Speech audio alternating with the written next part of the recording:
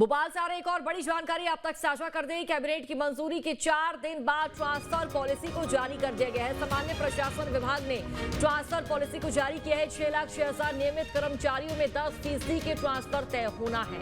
देखिए 60,000 से अधिक कर्मचारियों के ट्रांसफर होंगे और कैबिनेट में फैसला लिया गया था। कैबिनेट में इस फैसले को मंजूरी दी गई थी और 4 दिन के बाद इस फैसले को प्रभावी कर दिया गया है। बड़ी जानकारी आप तक साझा कर दें। ट्रांसफर पॉलिसी 4 दिन बाद जारी कर दी गई और देखिए सामान्य प्रशासन विभाग ने ट्रांसफर पॉलिसी को जारी कर दिया है। 6,06,000 नियमित कर्मचारियों में 10% जो ऐसे कर्मचारी हैं उनके ट्रांसफर होने हैं और देखिए 60,000 से अधिक कर्मचारियों की संख्या है जिनके ट्रांसफर होंगे।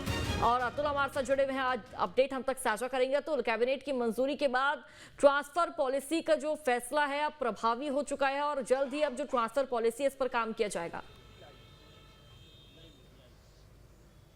देखिए इशिका, लंबे समय से इस बात की मांग की जा रही थी। लगभग 2021-22 के बाद से मध्य प्रदेश के अंदर तबादला नीति नहीं आई थी और कर्मचारी लगातार इस बात की मांग कर रहे थे कि जल्द से जल्द मध्य प्रदेश के अंदर तबादला नीति लाए, क्योंकि जो जरूरतमंद कर्मचारी हैं जिनको तबादले की जरूरत है, कई ऐसे अधिकारी कर्मचारी थे जिनके परिजनों में बीमार थे, लेकिन उसके बावजूद उनका तबादला नहीं हो पा रहा था क्योंकि मध्य प्रदेश के अंदर तबादले पर प्रतिबंध लगा हुआ था। सरकार ने तमाम अधिकारियों की मंशा को समझा और अब तबादला नीति लाई गई, जिसका जो है कैबिनेट के अंदर जिसको मंजूरी मिली गई थी और कल देर रात को उसके आदेश जारी कर दिए गए। देखिए मध्य प्रदेश में लगभग 6,06,000 के करीब कर्मचारी अधिकारी हैं जिनके ट्रांसफर होना है। इस पर मान के चला जा रहा है कि लगभग 10% जो कर्मचारी है उनका तबादला कर दिया जाएगा, यानी कि लगभग 60,000 कर्मचारी इधर से उधर होंगे। इसमें भी कई तरीके के नियम लागू कायदे कानून जो है तय किए गए हैं। खास बात यह है कि जो जिन कर्मचारियों का तबादला जो 1 अप्रैल 2024 के 25 के बीच में हुआ था, उनका तबादला मुख्यमंत्री मोहन यादव की अनुशंसा के बिना नहीं होगा। इसके अलावा कई ऐसे कर्मचारी हैं, दिव्यांगों की हम बात करें, दिव्यांग कर्मचारियों की बात करें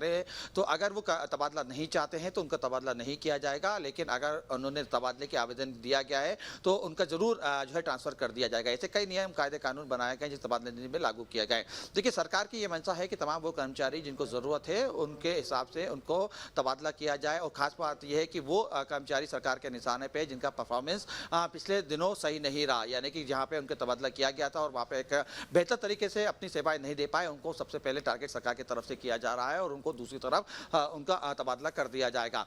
ये तबादला नीति 30 तारीख तक लागू रहेगी। इस 1 महीने के अंदर कई तरीके के तबादले हमें देखने को मिलेंगे। पुलिस विभाग की अगर हम देखें तो जिला स्तर पर तबादले होते हुए दिखाई देंगे।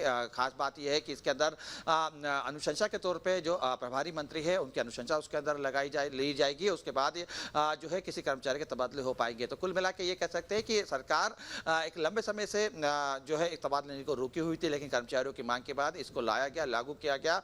लगभग 1 दर्जन से ज्यादा ऐसी कुछ शर्तें हैं इस तबादला नीति के अंदर, जिसके बाद इनको तमाम पहलुओं को देखते हुए उसे लागू कर दिया गया है। तो कुल मिला के ये कह सकते हैं आने वाले 1 महीने तक लगभग 60,000 से जो अधिक सरकारी कर्मचारी अधिकारी हैं वो इधर से उधर होते हुए हमें दिखाई देंगे। ठीक है अतुल, बहुत बहुत शुक्रिया आपका जानकारी साझा करने के लिए। तो कैबिनेट की बैठक होती है और बैठक में फैसला लिया जाता है, जिसके बाद इस फैसले को अब प्रभावी कर दिया गया।